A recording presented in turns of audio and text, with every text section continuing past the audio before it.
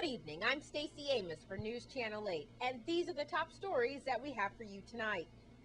A brutal killing in St. Croix, an important announcement about the controversial sports complex, solar is coming to a school on St. Croix, and a police officer in Puerto Rico is under investigation for shooting at an 85-year-old woman. Those stories and more are up next for you on News Channel 8.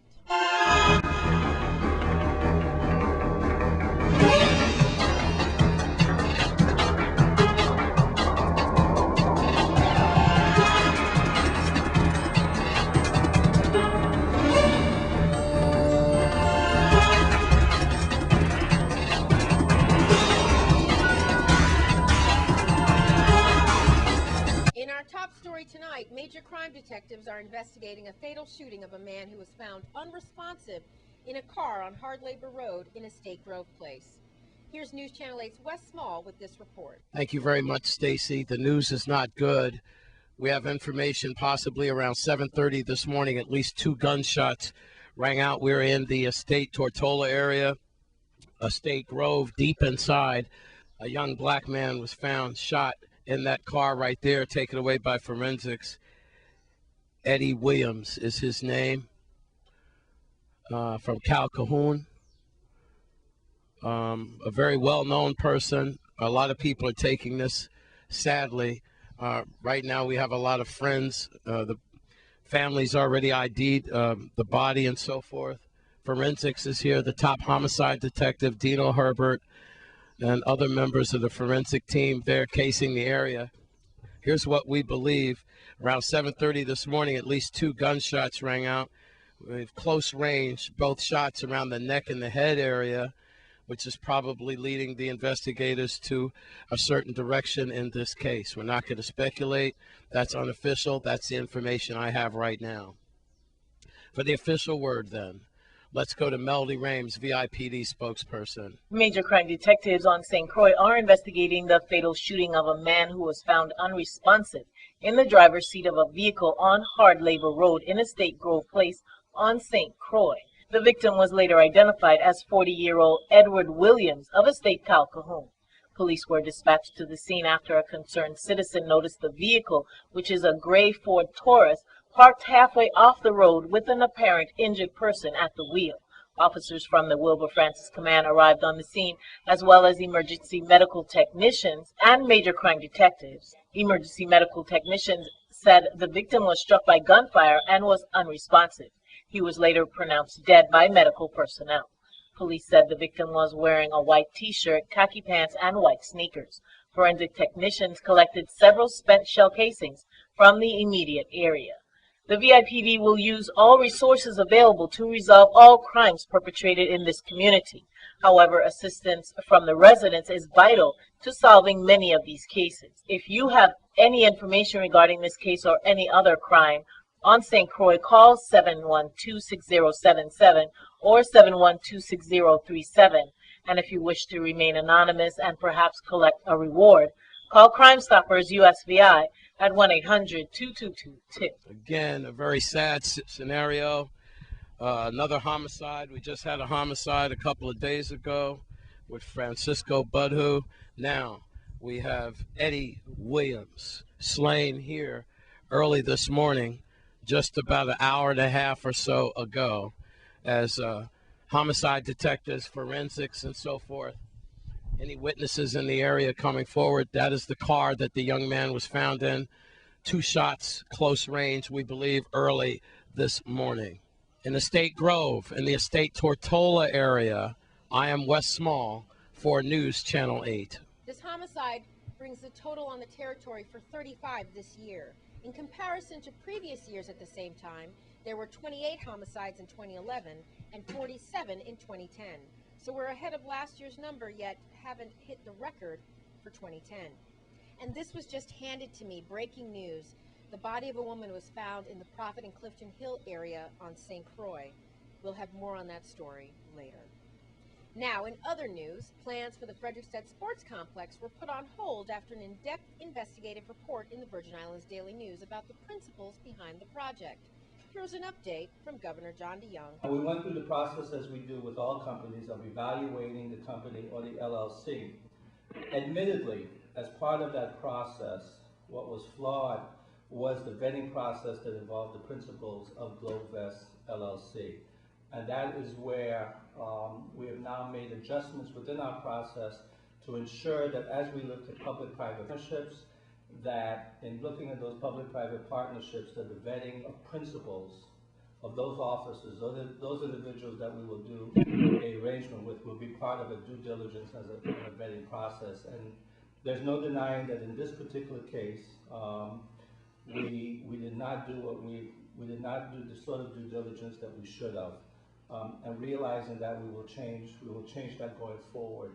The commissioner had acknowledged that in a recent testimony before the Senate last week, that background checks had been limited up to that point. And I want to say again that process has been changed, that going forward, that we will enter into arrangements to be able to do a much more thorough due diligence process as we're looking at large-scale projects, and also based on the discretion of the commissioner, whether she thinks that due diligence processes of a much more intense magnitude are required even in our standard projects. Even, however, with that being said, and the due diligence not having been done under principles, I want to at least highlight that at no time in this process, with respect to the MOA that had been signed, Memorandum of Agreement, and what was submitted to the legislature, that the government of the Virgin Islands was ever at any risk of losing money or not being in control of the disbursement of funds. One of the ways that we structured the MOA and the financing mechanism is that one, we looked first at the baseball stadium. That was phase one. That was a process of which we were moving forward with, which was going to be done by GEC. And also with the demolition, which was a project that we had already agreed to do as part of just the demolition, knocking down the Paulie Joseph Stadium. Also, no monies were going to be spent unless the parties, GlobeVest VI LLC, could show us and show us in a way that we felt comfortable that they had monies in the bank. Second, in moving forward with any construction, it was required that we have insurance in place by companies that were acceptable to the Commission of Property and Procurement and to Department of Justice and Public Works. So in terms of disbursement of funds, we would not have been at any risk at all, because they were required to perform first before we released any monies or show us they had the financing available. I still remain committed to seeing a baseball stadium at the Paulie Joseph area. I'm working with the Commission of Property and Procurement and the Commission of Housing, Parks and Recreation with respect to moving forward on that and reissuing an RFP with respect to having a baseball stadium. I think it's very important, one, in terms of developing the talent on St. Croix, but two, having the ability to move forward on the financing that we put in place through our community trust funds, that the demolition and reconstruction of Paulie Joseph is still very much a priority for me and for this administration. I think it's critical and I think it's important, and we have the ability to finance it. Coming up, why was an 85-year-old woman shot at 9 times by a police officer in Puerto Rico? We'll tell you in your Caribbean Report. This is News Channel 8. This is News Channel 8. Now here's your news from around the region.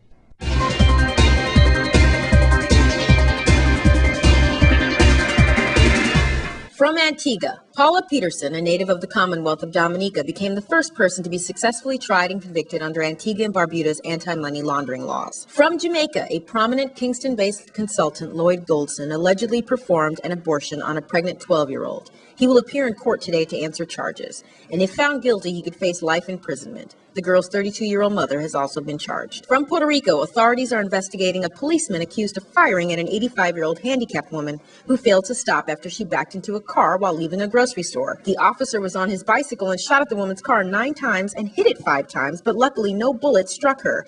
He then forced her out of her car and at gunpoint to her knees. By the way, the 85-year-old woman has 2 prosthetic knees. From St. Kitts, the leader leader of the main opposition People's Action Movement, Lindsey Grant, has announced that he is stepping down from his post as of September 30th. Grant has been the leader for 12 years, but has failed to win the support of the electorate in any of the general elections following his rise to the leadership of the 47-year-old party. From CARICOM, Chairman Dr. Kenny Anthony has written to Britain's Chancellor of the Exchequer on the deleterious effect the controversial United Kingdom APD tax continues to wreak on Caribbean economies. The APD, introduced in 1994, is a British environmental tax aimed at offsetting aviation's carbon footprint. From Guyana, hopes for a major oil find off the coast have been temporarily put on hold with the downing of tools at the Jaguar well after 5 months of exploratory drilling.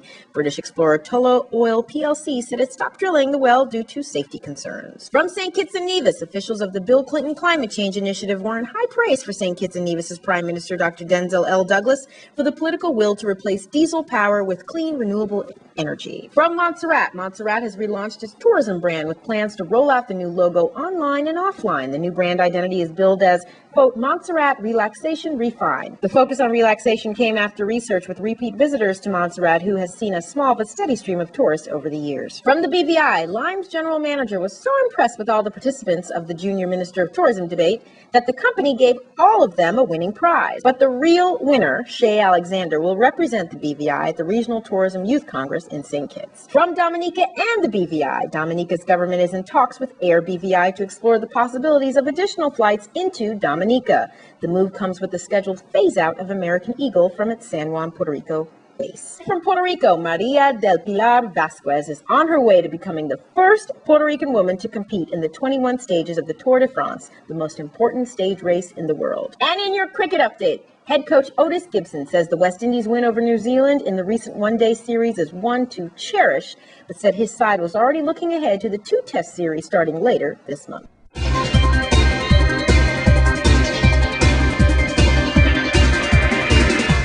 Please be sure to check our Facebook page for all full stories and details in your Caribbean Report.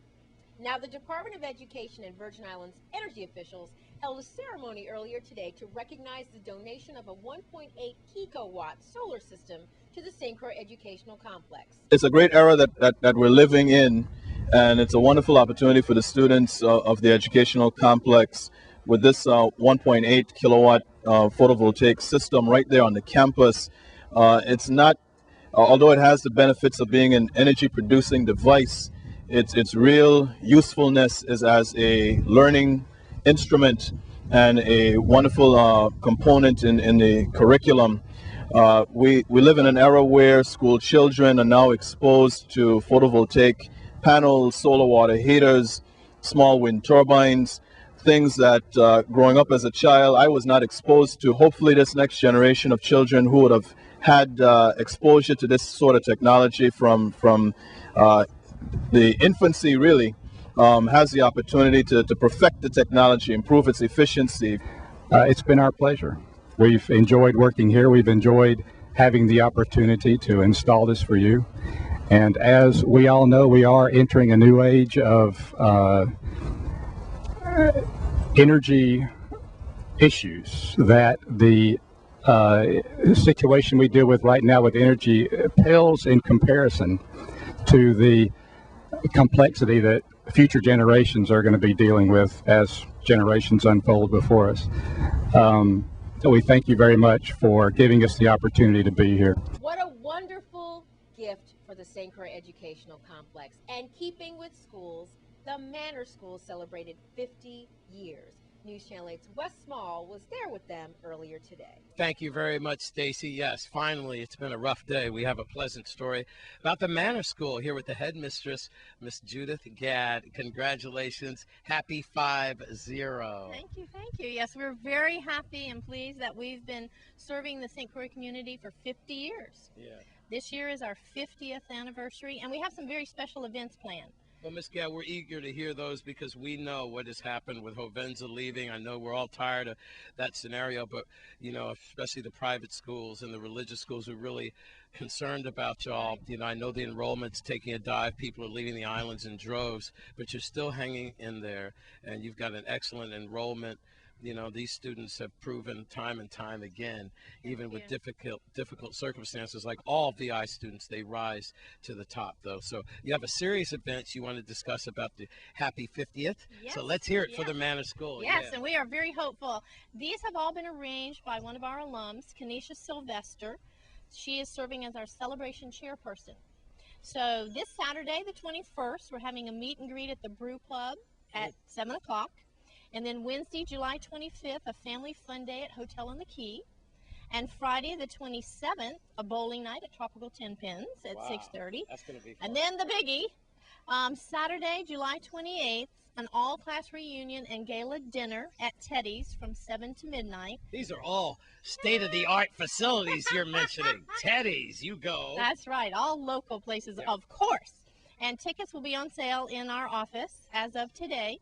And we're open from 8:30 to 4, Monday through Friday for the summer. And then Sunday, Kenesha has planned, the 29th, has planned morning services for anyone interested at the original Pentecostal church at 11 a.m. So everyone's welcome to come. We, of course, want our alums and friends and family of Manor School. We have been very fortunate to have good support over the years, and we feel we've touched many lives in the community, and many lives have touched us. Yeah, so we're very pleased. We'd be there for you all the time, Headmistress Gadd, that's for sure. Put a phone number out so people could call you. Good, 718-1448, or you can call me personally at 626-3735. And we're open for enrollment, and we have a major scholarship program, so we'd love to hear from people. And being our 50th anniversary year, we're very willing to negotiate so that we keep on rolling and soaring with the eagles. Makes me want to go back to school. You're welcome. Come. All right. Miss Judith Gadd, happy 50th anniversary, happy 50th birthday to the staff, students, and family at the Manor School. All right. And congratulations to you. Please do what you can to those numbers on the screen to donate whatever you can. And check them out. Go bowling, Tropical 10s, Hotel on the Key, see Herschel, my man Teddy. You got all my friends there. I'm going to show up at a couple of those events. Please, you come ahead. We'd love to have everyone. Yes. Please do what you can. The more support, the better, and have a good time. Thank you. Miss Judith Gadd, she's headmistress. Happy 50th, the Manor Eagles for News Channel 8. Coming up, it's your weekly Crime Stoppers report. This newscast has been sponsored by Mario's Virgin Crystal. Let us save you the hassle of lugging those jugs around. Purified bottled water conveniently delivered to your home or office. Also available in your favorite grocery store. Call 773-2810. This is News Channel 8. This is News Channel 8. Now here's your Crime Stoppers report. This is Judy with your weekly Crime Stoppers report. Crime Stoppers need your help to solve the following crimes. If you know something, say something, as law enforcement cannot control crime without your help. Even the smallest bit of information may be just what police need to solve these cases. On St. Croix, on Wednesday, June 27th, just before 6 p.m., two armed black males attempted to rob the pastry hut in Frederickstead. Now, one of the males was 6 feet tall and he was wearing coveralls. The other male was wearing all black clothing. Now, even though they attempted to open the cash register, they were unsuccessful, so fortunately they did not get away with anything. If you have any information about who these two guys were, call Crime Stoppers. And on St. John, on Wednesday, May 23rd at 6:20 p.m., a woman was at 6-0-12 Hanson Bay. She was home by herself and she heard her door open. And she actually heard an intruder enter, and she tried to position herself so that she could see the intruder, but she was unable to. And apparently the intruder got spooked and they left before being seen. Again, if you have any information on this, call Crime Stoppers. And on St. Thomas, we're bringing you a crime that actually occurred in 2009. It happened on Saturday, August 22nd, around 4:30 a.m. 31-year-old Jesse Smalls was outside the area of Lexus nightclub at Coca Point Plaza. He was just in the area. He wasn't inside the club. Police responded to a report of some shots being fired, and when they got there, they found him full of gunshot wounds, and he was unresponsive. He did die as a result of his gunshot wounds. There was also a female in the vicinity who was hit by stray bullets, but fortunately she survived. Police still don't have this crime solved, so if you have any information, no matter how small it may be, call Crime Stoppers and let us know. You can call 1-800-222-TIPS or log on to our website right there on your screen, crimestoppersusbi.org. to submit information on these or any other crimes. If your information leads to an arrest or recovery of stolen property, illegal drugs, or weapons, you will receive a cash reward to be paid according to your instructions. Now remember, the minimum reward for the arrest of a homicide suspect is $1,500. Crime Stoppers will also pay $500 for any illegal weapons that are recovered. We will also pay 10% of the value of any stolen goods or drugs that are recovered, up to $2,500. Crime Stoppers has recently paid out, Crime Stoppers to date has paid out $50,495 to 63 tipsters. That's an average. We've paid out an average of $801 per reward. If you want to join us in our fight against crime, log on to our website to find out exactly how you can help. And remember, Crime Stoppers is still run entirely by volunteers. Then you can log on to our website to learn more about how to help. This has been Judy with your weekly Crime Stoppers report.